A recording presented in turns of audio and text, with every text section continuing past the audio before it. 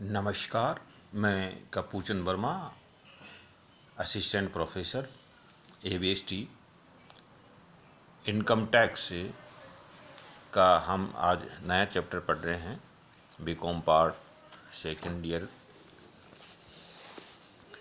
नया चैप्टर हमारा है depreciation and other provisions. Depreciation के बारे में आप अच्छी तरह जानते हैं कि डेप्रिसिएशन क्या होता है, लेकिन डेप्रिसिएशन एक इनकम टैक्स के अनुसार और अकाउंट्स के अनुसार दोनों में कुछ ट्रांजैक्शन और कुछ खाते बनाने के अलग अलग नियम हैं।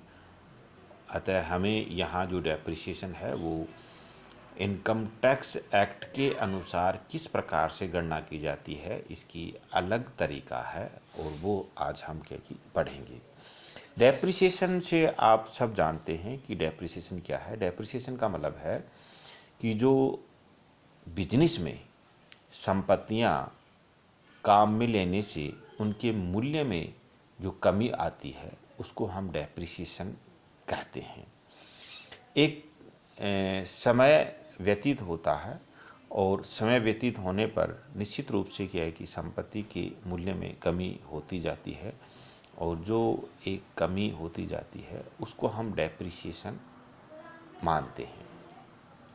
डेप्रिसिएशन किन संपत्तियों पर लगाया जाता है वो आयकर अधिनियम के अनुसार है मूर्त संपत्तियाँ, टेंजिबल एसेट्स। इस कैटेगरी में जो आती हैं वो संपत्तियाँ हमारा भवन, बिल्डिंग हुआ, फर्नीचर हुआ, मशीन हुआ, प्लांट हुआ, इनको हम शामिल करते हैं। दूसरी संपत्तियाँ हैं जो डेप्रिसिएशन लगाया जाता है वो है हमारी अमूर्त संपत्तियाँ, इंटेंजिबल एसेट्स। इस अमूर्त संपत्तियों में जो शामिल की जाती हैं वो है हमारी patent right, copyright, trademark, licence, franchise एवं तकनीकी ज्ञान पर एक मुफ्त व्यय सम्मिलित होता है, जिसके अंतर्गत अब जो इन संपत्तियों पर जो डेप्रिसिएशन लगाया जाता है उसके नियम हर साल बदलते रहते हैं। जब हमारा बजट पेश होता है उस बजट में इनके नियम कुछ बदलते हैं। अमूर्त संपत्तियों में केवल वे संपत्तियां सम्मिलित होंगी जो 1 अप्रैल 1998 को या उसके बाद प्राप्त की गई हों, क्योंकि यह प्रावधान गत वर्ष 1998-99 से लागू हुआ है। वैसे देखा जाए तो ह्रास के संबंध में जो आयकर अधिनियम के महत्वपूर्ण जो नियम हैं, प्रावधान हैं, उनको हम क्या कि यहाँ देखते हैं। करदाता संपत्ति का स्वामी होना चाहिए, मतलब किराए पर लेकर संपत्ति अगर बिजनेस में काम में लेता है तो वो इसमें शामिल नहीं होंगे कि उसका मालिक होना चाहिए। ह्रास की गणना करने के लिए संपत्ति के वास्तविक स्वामी को ही व्यवसाय में इसको एक खर्चे के रूप में माना जाएगा। यदि कोई करदाता कोई संपत्ति लीज या किराए पर प्राप्त करता है तो उसे ह्रास की राशि व्यय के रूप में नहीं माना जाएगा, क्योंकि ह्रास की कटौती करदाता को मिलेगी जिसने संपत्तियों को किराए पर दिया है। इसके निम्नलिखित अपवाद स्वरूप है।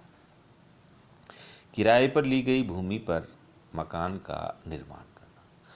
मैं आपको एक स्पष्ट रूप से बता दूं कि जो डेप्रिसिएशन है वो एक व्यवसाय का खर्चा माना जाता है और केवल उन्हीं संपत्तियों पर डेप्रिसिएशन लगाया जाता है जो व्यवसाय में काम आती हैं। अतः इसको एक खर्चे के रूप में मानते हुए जो हम लेखा करेंगे ये मानेंगे कि इसकी कटौती दी जाएगी, या यूँ कहें कि हम इसको एक खर्चे के रूप में लिखा जाएगा। अब हम यूँ कहें कि प्रॉफिट एंड लॉस अकाउंट में एक खर्चे की मद है, कटौती के रूप में क्या है कि इसको स्वीकार करना आयकर अधिनियम का प्रावधान। नंबर 1 है कि कुछ जिसने संपत्तियों को किराए पर दिया है और उन संपत्तियों को जो किराए पर लिया है वो काम में लेता है तो डेप्रिसिएशन लगेगा नहीं लगेगा, वैसे नहीं लगता है, लेकिन इन परिस्थितियों में उस पर वो डेप्रिसिएशन लगाएगा। नंबर 1, किराए पर ली गई भूमि पर मकान का निर्माण करता है। यदि करदाता कोई भूमि किराए पर लेकर मकान बनवाता है तो ह्रास की कटौती मकान का निर्माण करवाने वाले को मिलेगी। नंबर 2, किराए पर लिए हुए मकान का विस्तार करना। किराए पर लिए मकान में कोई वृद्धि करने की लागत पर ह्रास किराए पर लेने वाले व्यक्ति को मिलेगा, जबकि मकान की लागत पर ह्रास मकान के स्वामी को मिलेगा। किराया क्रय पद्धति पर संपत्ति का क्रय। यदि कोई संपत्ति किराया क्रय पद्धति से खरीदी जाती है तो संपत्ति पर क्रेता का स्वामित्व नहीं होता है, परंतु उसे ह्रास स्वीकृत होगा। आंशिक स्वामित्व की दशा में यदि एक से अधिक व्यक्ति किसी संपत्ति के सह स्वामी हों तो सभी आंशिक स्वामियों को ह्रास की कटौती आनुपातिक रूप से दी जाएगी। पट्टे पर प्राप्त मशीन व प्लांट प्राप्त करने की दशा में ह्रास पट्टेदाता को दिया जाए अथवा पट्टेदार को दिया जाए, इस संबंध में भारतीय चार्टेड अकाउंटेंट संस्थान ICAIM आयकर अधिनियम 1961 के प्रावधान अलग अलग हैं।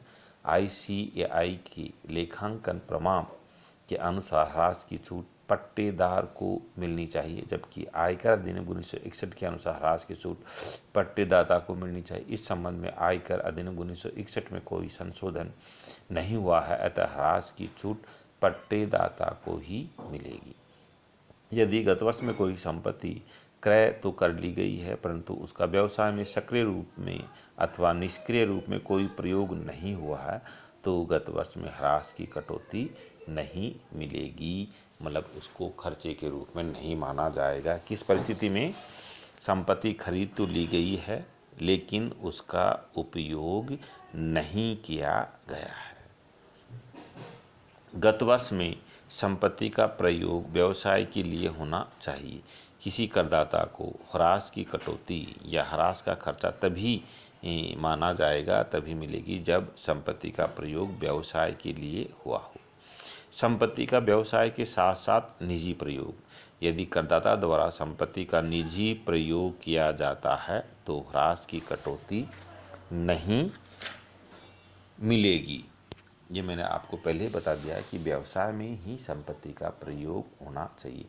यदि संपत्ति का प्रयोग निजी एवं व्यापार दोनों के लिए हो तो ऐसी स्थिति में संपत्ति पर ह्रास की कटौती उस अनुपात में मिलेगी जिस अनुपात में आयकर अधिकारी की राय में संपत्ति का प्रयोग व्यवसाय के लिए हुआ हो। इस मशीन पर ह्रास की बड़ा जो आगे चैप्टर है उसमें उसको अच्छी तरह समझाया गया है। नंबर 4, नियोक्ता द्वारा प्रदत्त मकान में फर्नीचर आदि। यदि नियोक्ता द्वारा किसी कर्मचारी को व्यवसाय के हित में निःशुल्क रहने का मकान एवं उसमें फर्नीचर आदि की सुविधा दी जाती है तो यह संपत्ति का व्यवसाय के लिए प्रयोग माना जाएगा और उस पर ह्रास की कटौती निर्धारित दरों से मिलेगी। नंबर 5, यदि संपत्ति प्रचलन से हटा दी गई हो। यदि किसी संपत्ति को प्रचलन से हटा दिया जाए तो उस पर ह्रास की कटौती नहीं मिल सकती है। यदि संपत्ति गत वर्ष में क्रय की गई हो तो संपत्ति पर ह्रास अथवा अतिरिक्त ह्रास विशेष दशाओं में मशीन एवं प्लांट हेतु की कटौती तभी मिलेगी जबकि संपत्ति का प्रयोग गत वर्ष में प्रारंभ हो गया हो। संपत्ति का प्रयोग सक्रिय या निष्क्रिय रूप में हो सकता है, जैसे हड़ताल या तालाबंदी होने पर भी संपत्ति का निष्क्रिय प्रयोग होने के कारण ह्रास की कटौती मिलती है। इसी प्रकार से यदि किसी ट्रांसपोर्ट कंपनी का ट्रक पूरी तरह तैयार होकर गत वर्ष के अंत में माल ढोने के लिए तत्पर है परंतु कोई माल न आने से वास्तविक रूप से प्रयुक्त नहीं हुआ है तो इसे संपत्ति का निष्क्रिय प्रयोग माना जाएगा तथा इस पर ह्रास की कटौती स्वीकृत होगी। नंबर 6, संपूर्ण ह्रास प्राप्त करने के लिए गत वर्ष में प्राप्त संपत्ति का प्रयोग कम से कम 180 दिन होना चाहिए। यदि कोई संपत्ति गत वर्ष में प्राप्त की गई हो तो उसका व्यवसाय में प्रयोग कम से कम 180 दिनों के लिए होना चाहिए। यदि किसी संपत्ति का प्रयोग 180 दिन से कम दिनों के लिए हो तो उस पर सामान्य रूप से जो ह्रास लगाया जाएगा वो 50% ह्रास ही एक खर्चे के रूप में माना जाएगा। यदि गत वर्ष में संपत्ति का प्रयोग 180 दिन या अधिक के लिए किया गया हो तो पूरी दर से ह्रास की कटौती की गणना की जाएगी। अतः यदि गत वर्ष में संपत्ति 180 दिन या अधिक के लिए किया गया हो तो पूरी दर से ह्रास की कटौती मिलेगी। यदि गत वर्ष में संपत्ति का प्रयोग 180 दिन या अधिक के लिए किया गया हो तो पूरी दर से ह्रास की कटौती मिलेगी। अतः आयकर अधिनियम के उद्देश्य से ह्रास की कटौती जितने समय संपत्ति गत वर्ष में प्रयोग में आई है उस समय के अनुपात में नहीं मिलती है, जबकि अकाउंट्स में नियम है कि जितने समय संपत्ति व्यवसाय में प्रयोग आती है उतने समय का ही ह्रास लगाया जाता है। लेकिन यहाँ आयकर अधिनियम के अनुसार मशीन का प्रयोग 6 माह मतलब 180 दिन से कम हुआ है तो 6 माह का डेप्रिसिएशन लगेगा, चाहे एक दिन ही काम में क्यों ना आई हो। और यदि संपत्ति का प्रयोग 180 दिन या अधिक के समय के लिए व्यवसाय में प्रयोग हुआ है तो पूरे 12 माह का डेप्रिसिएशन लगाया जाता है। यदि कोई मशीन या संपत्ति गत वर्ष में खरीदने के बाद पहली बार 4 अक्टूबर 2019 से व्यवसाय में प्रयुक्त हो तो पूरी दर से मतलब 12 माह का डेप्रिसिएशन लगाया जाए, क्योंकि 31 मार्च 2020 तक इसके लिए 180 दिन पूरे हो जाते हैं। इस संबंध में यह याद रखना होगा कि कोई संपत्ति गत वर्ष में क्रय की गई हो और उसका प्रयोग 4 अक्टूबर 2019 अथवा उसके पहले हो तो पूरी दर से मतलब पूरे 12 माह का डेप्रिसिएशन लगेगा, अन्यथा इस संबंध में निर्धारित दर मतलब 6 माह का डेप्रिसिएशन लगाया जाएगा यदि 4 अक्टूबर 2019 के बाद में संपत्ति का प्रयोग हुआ है। यदि कोई संपत्ति गत वर्ष से पूर्व के वर्ष में क्रय की गई हो परंतु उसका पहली बार प्रयोग गत वर्ष में हो तो इस बात से कोई अंतर उत्पन्न नहीं होगा कि गत वर्ष में यह संपत्ति 180 दिन प्रयोग में आई है अथवा नहीं। अर्थात यदि गत वर्ष से पूर्व के वर्षों में क्रय की गई संपत्ति का पहली बार गत वर्ष में प्रयोग होता है तो गत वर्ष में सदैव पूरे 12 माह का डेप्रिसिएशन लगाया जाएगा। ह्रास की कटौती संपत्ति की लागत से अधिक नहीं मिलेगी। मतलब ये ध्यान में रखना है कि डेप्रिसिएशन संपत्ति की लागत से अधिक नहीं हो सकता। यदि किसी संपत्ति का व्यय अथवा ह्रास के रूप में एक या अधिक वर्षों में संपूर्ण राशि की कटौती मिल चुकी हो तो फिर उस पर ह्रास या डेप्रिसिएशन नहीं लगेगा। यदि वित्तीय लेखों में ह्रास का प्रावधान नहीं किया गया हो तो भी ह्रास की कटौती मिलेगी आयकर अधिनियम के अनुसार। आयकर अधिनियम में स्पष्ट प्रावधान किया गया कि कटौती उस दशा में भी मिलेगी जबकि करदाता ने ह्रास की कटौती न मांगी हो अथवा वित्तीय लेखों में इस संबंध में कोई प्रावधान न किया गया हो। यदि संपत्तियां बेची जाएं तो पहले आना पहले जाना विधि लागू होगी, मतलब फर्स्ट इन फर्स्ट आउट।